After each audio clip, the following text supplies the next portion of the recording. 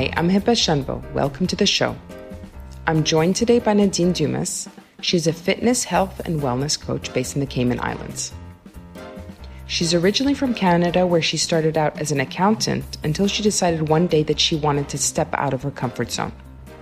Back in 2005, I believe it was, I had made a comment to my boss at the time back home in Canada, and I had said to him, I really need a change. I think I just want to move somewhere. I've never left my hometown. I'm from a small city back home in Alberta, Canada. And he said, well, I know someone that used to work in the Cayman Islands. And I said, well, I don't know where that is, but sure. And within about 6 months, I packed up my stuff at 24 years old and moved. During her visit to the Cayman Islands, Nadine got into the fitness industry. She just happened to attend a fitness competition out of her local gym, and something just clicked. So she quit her job as an accountant, moved back to Canada to build her company, shifted it entirely online, and then 10 years ago moved back to the Cayman Islands. Welcome to Mommy's Happy Hour. I didn't expect it, but motherhood is the most challenging thing I've done to date. After a long struggle with infertility, feeling isolated from friends in the community, I had my twins at the age of 41. And the advice I got from people was always one extreme or the other. So here we are, 2.5 years later, and I'm curious to figure out what advice and what theories have worked for mothers, catch up with them, and occasionally vent about the things we deal with daily. For example, I was both curious and mildly envious of the fact that Nadine can and does take her son with her everywhere. And I don't mean now that he's 8 years old. She has been since he was 3 months old. Of course, that got me thinking, what's wrong with my kids? Or is there something wrong with me? I can't even dream of doing that with my twins. I tried it once, maybe twice, throwing caution to the wind and taking my twins to the office with me. It didn't take too long before it was complete chaos. They were running all over the place, up and down, running into people. Sure, it's cute, but after 30 minutes of not being able to control them nor being able to focus on anything work-related or otherwise, I decided to finally leave, feeling very defeated. Ever since he was born, he has came everywhere with me. And whether it was having a meeting down here on the island, he would come and he would eat his little cookie while we were drinking coffee and having a meeting. And he was also a child that he loved to take in everything around him. He didn't really say a whole lot. It was kind of how I was growing up as well. And he would just watch people and he would smile and he would eat his cookie. And as he got a little bit older, and a lot more mobile, some of the times if I would go and travel and I had a photo shoot, my mom would usually fly over and she would help me. So she would attend the photo shoot as well. There have been times though that he's come to photo shoots with me when he's like 5 or 6. And he just makes himself at home. I remember one time we did a photo shoot and they bought him burgers and fries, and he sat and he ate them while I did my photo shoot. And every once in a while he would come and interrupt the photo shoot. I even have a photo of him pulling me out of the photo shoot and asking me to come and meditate. I think he had learned that in one of his school classes or something. And everyone's just really patient with him. And I've always been very patient with him. And he's always been very patient with me. So I've just been really, really lucky. And, I definitely have my moments where he has walked up to me in a meeting and suggested that we need to go right now. But he's really, really good. He's a really good kid. So it is kind of his nature, because I used to always think before I had my kids, I'd be like, I think maybe if I get them used to being around people and just kind of taking them anywhere I go, that they would be easier going. But I know it's not the case with my kids. They're very hyper and they just grab anything and run around. I don't know if it's maybe their age, but they're always all over the place. They're always screaming and crying. And I'm always like, what the hell is going on? And I go into the room, you think she's being skinned alive, my daughter. I go in, and it's we're changing her diaper. So I think it's also maybe the nature of your child. Yeah, I think so. I probably was pretty stern with him though, just because I had no other choice. And there were so many times where I had no other choice. And um, just to make sure like everyone is quiet, just give mommy a little bit of time. Here's your cookie. That's actually a good point that you raised, because I noticed my sister never lived in Egypt. I mean, she's been gone since college, and she's married. She's got 2 kids. They're now 16 and 13. And she always used to tell me, oh, you're so lucky in Egypt. You've got so much help. You've got mom, you've got dad, you've got everybody's going to help you out. But I find that can be a bit of a double-edged sword, because when you do have too much help, sometimes it's very difficult to control them. And sometimes you kind of take the easy way out. So you're like, you know what? I call my mother. I'm like, Mom, you have to take them. I need an hour of peace.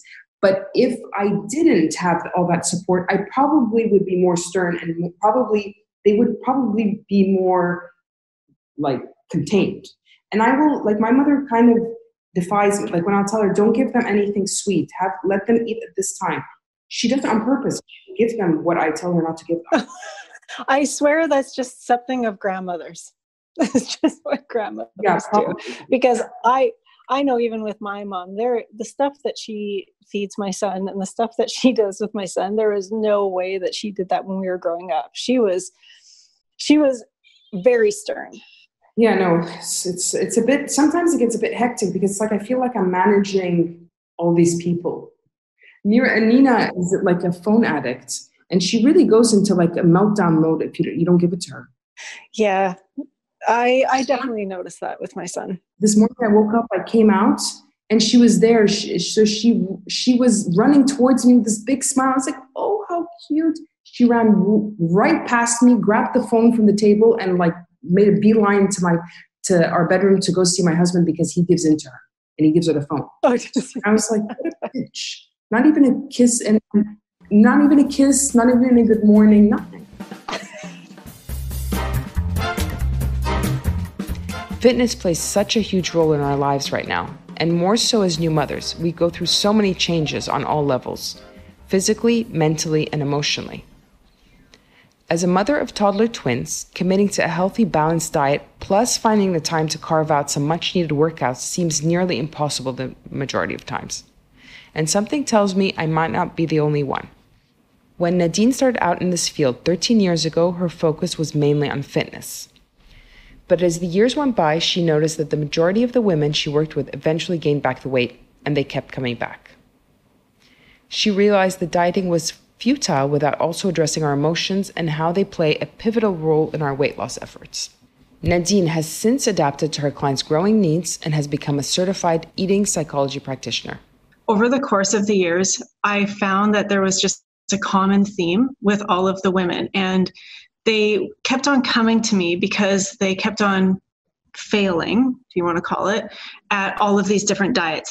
I wanted to start asking them more questions. So I wanted to ask them questions that maybe for me at the time was maybe a bit too invasive, or it was, I didn't want to offend anyone. I didn't want anyone to wonder why I was asking these really odd questions. And then also with their answers, if I were to ask those questions, I didn't really know what to do with them. So that was when I decided to move into the mind-body nutrition coaching, where I was able to ask these questions, and then I was able to take their answers and kind of roll with it. So on top of the nutrition and the fitness coaching that I do, I now work with women on a much deeper level, where I ask them questions about, how's your marriage? Or what was it like growing up? Or what's your mom's relationship with dieting? Or, even what do you like your job? Are your finances are okay? All of those different areas affect a person's weight, affects the way that they look at themselves, how they think about themselves. And that was really why I decided to change, and how much of an impact that has really made for a lot of people. Yeah, I think you're right. I think when you started in this business, I think it was more about like the weight on the number on the scale. And I think now people are much more aware And so it does have an effect. It does. And I mean, for me, as relatively as a new mother, I think this is the first time in my life when it hit me that having an unhealthy relationship with food is kind of not such a good thing, because it spills over. I know it has the ability, might spill onto my children.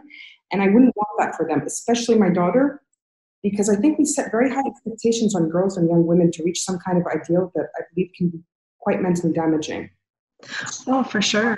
What is your advice to mothers about instilling like healthy relationship with food for themselves and for their children? I guess it's different for everyone, but, not talking about dieting, not talking about your body image, encouraging them in other areas of their lives. I can't even tell you the amount of clients that I have worked with that remember when they were 6 years old that their mom finally hit whatever weight it was that she's been wanting to achieve, or they remember her being able to finally fit into that size 4 dress, or it floored me to know how many women remember those things about their mom when they were young. And it's completely moved into who they are today. Yeah, I know. And I guess you probably have you had more success since shifting and making it more of a holistic approach as opposed to just like what you eat? And yeah, I still see the same types of weight losses that clients see on the scale, but now it's more a lifelong approach, and it's something that they can see and understand in themselves that's going to last a lot longer. I still fully understand that there's people that want to see that number on the scale shift. It is part of us, and it is something that we do look at, but I try not to keep it as the primary focus. If a person sees that number on the scale drop and for them it's a great number, but they feel like absolute shit, what's the point? Yeah. We call them false positives. It is a shift when you become a mother, because I remember before I had kids, it was very easy kind of to get to that one weight that I wanted. I mean, eventually I probably would go up and down, and it wasn't really very healthy, but I could get to that number. Now with the kids, it's just like, it's not a priority. It's so difficult, and it's just so difficult to maintain that kind of balance. It is. And when I'm talking to women, a lot of it is 2 different areas. One is our hormones. Our hormones have definitely changed after having children, but as well, you have different types of foods in the house. You have different priorities. You have different friendships, and your children want to feed you their food. And, even me with my son, we have food in the house that I wouldn't necessarily have had in the house when I was living by myself, and I could control everything. And now there's things in the house, it's probably the same thing for you. You have different foods, you have different schedules, all of those different things. So it's just, life is just different, and you're living in a different body. And sometimes people have to understand that. Exactly. So it's like, that's why I feel more than ever that building a healthy relationship with myself is the priority.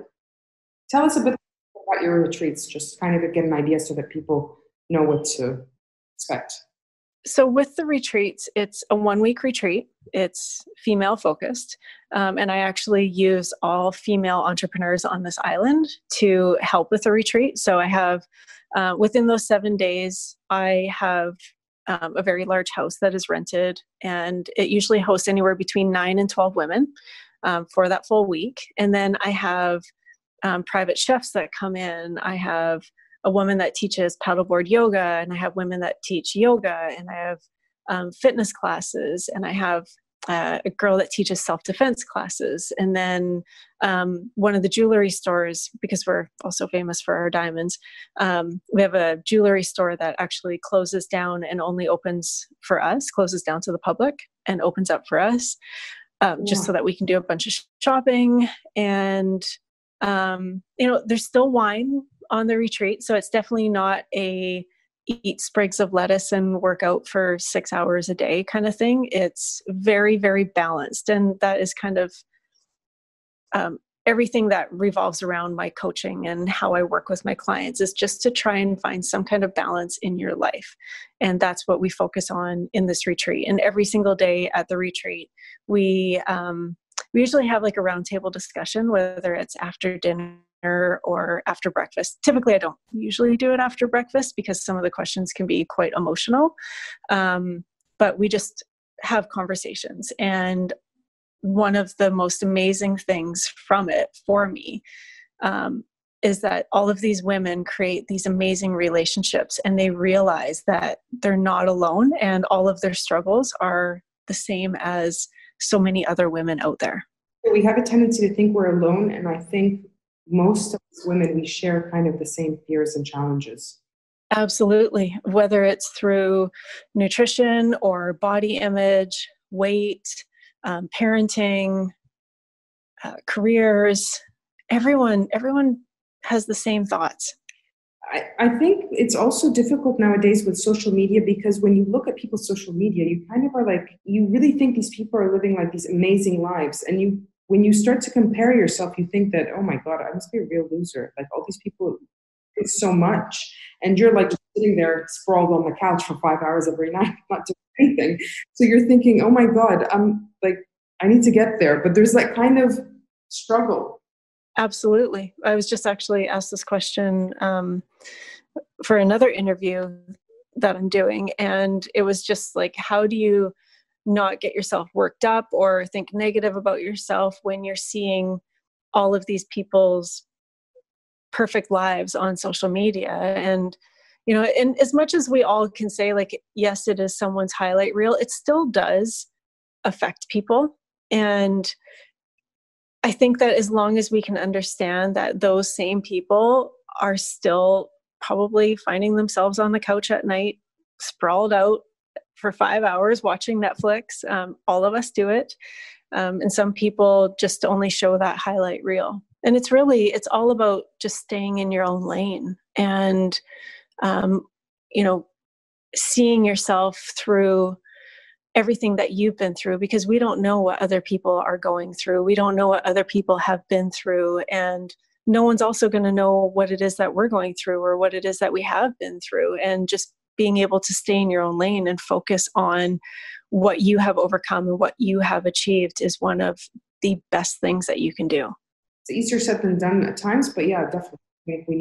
I think every once in a while we need like a detox, like this kind of thing. I think going on retreats regularly is important for the soul.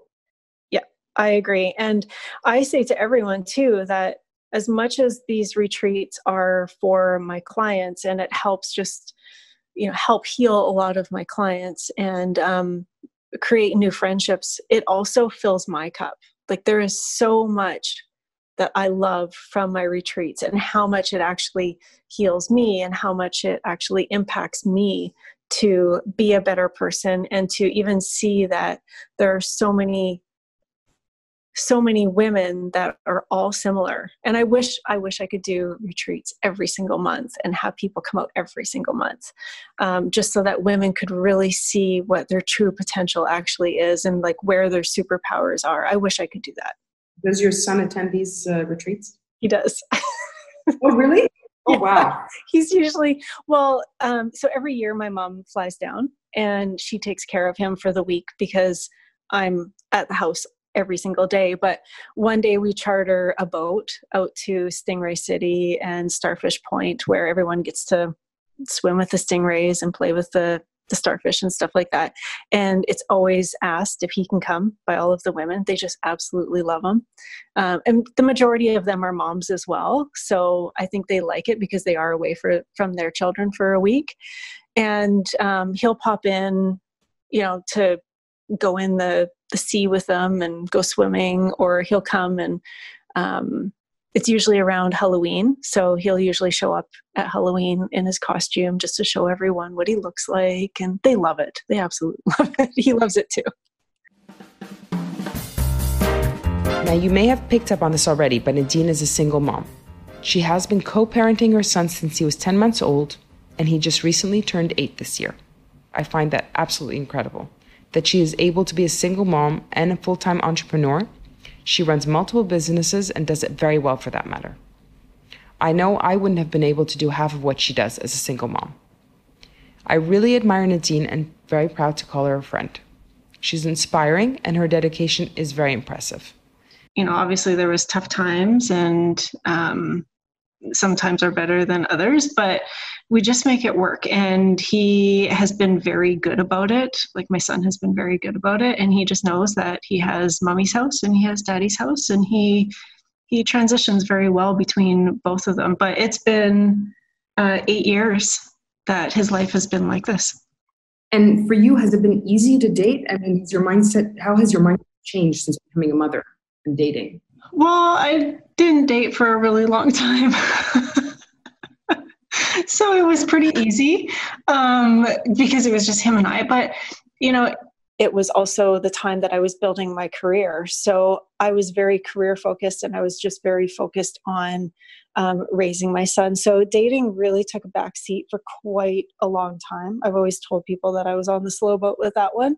But it was just kind of something that I chose to do at that time, was just to not date anyone and really just focus on my career. I knew that I needed to do everything I could to support myself and also support him. And it's a very expensive island to live on. And also my whole career is dependent on everyone internationally. So I always had to make sure that my face was out there, and I always had to make sure that I was pushing, and we were traveling. At one point, we were traveling every 3 weeks off of the island. So I didn't really have a whole lot of time to even meet anyone or even to really date. And that definitely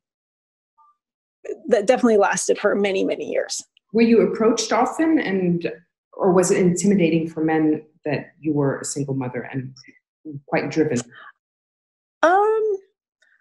As far as I know, I don't think anything came up about me having a child. I think sometimes because I'm from Canada and I spent a lot of time in Canada, and if I ever met anyone or anyone maybe reached out to me through social media that was from back home, people always looked at it as, you live very, very far away. And that was always like a reason for why no one would really approach me. And I think also I did come off very strong in terms of my career, and that it was my son is the primary focus of everything.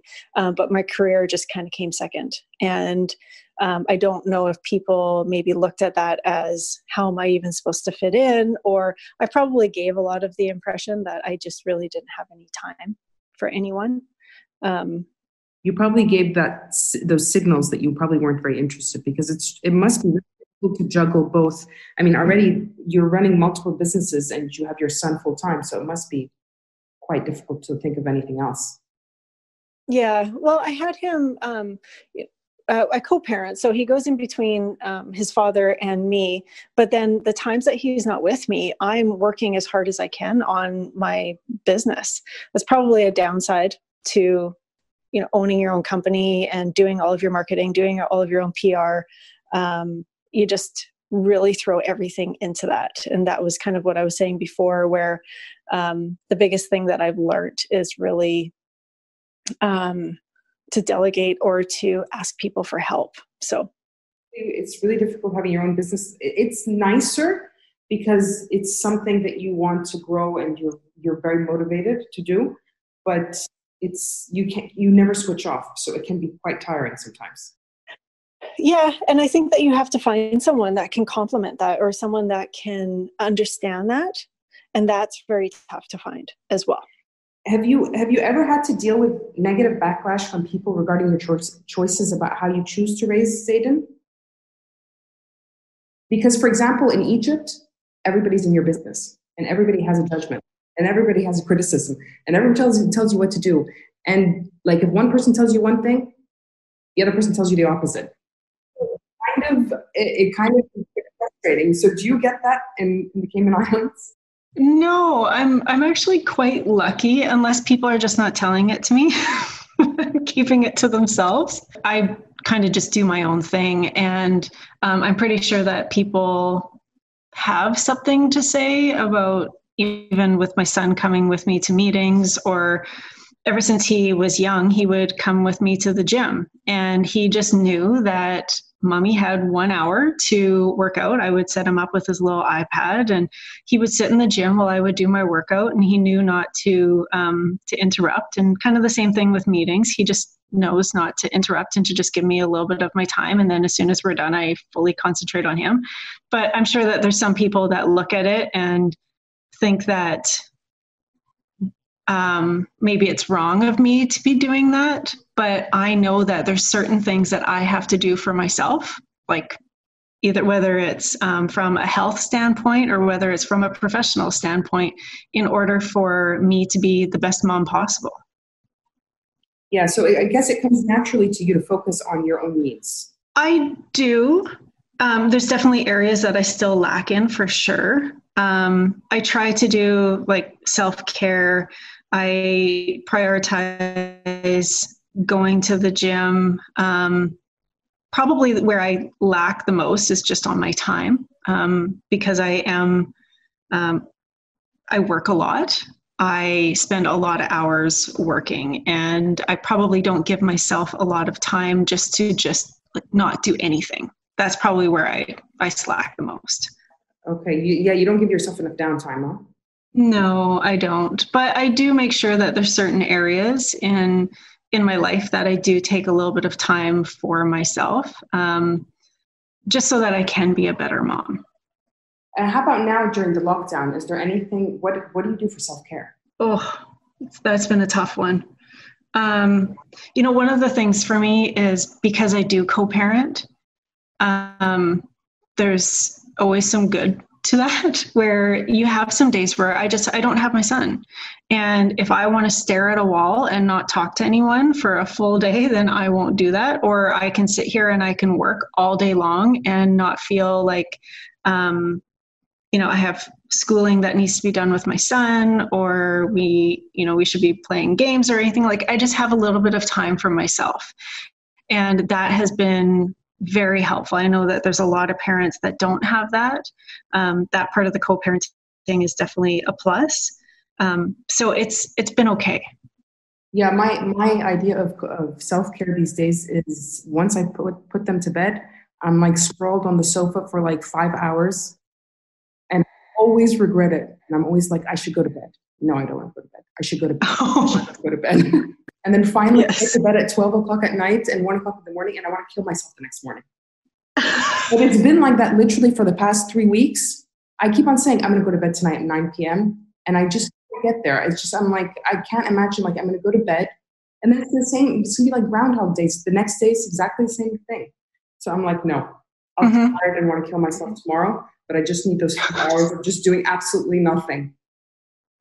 A lot of people I find have had those issues where they're staying up a lot later, they're sleeping in a little bit longer.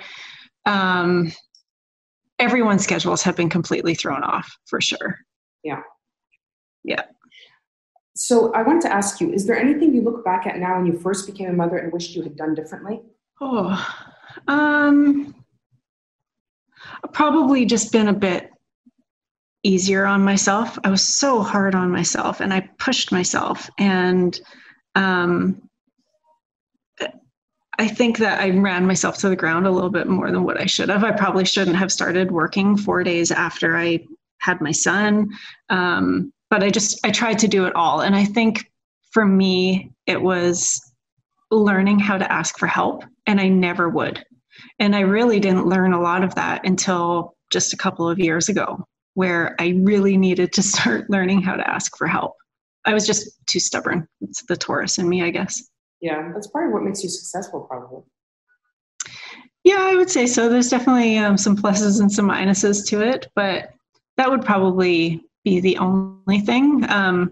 I like how our life has turned out right now, and so there's not a lot of things that I would regret at all, but I think that I probably could have freed up a little bit of brain space by asking for help.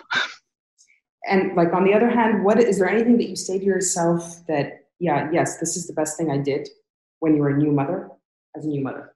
Hmm. Oh, geez, I don't know.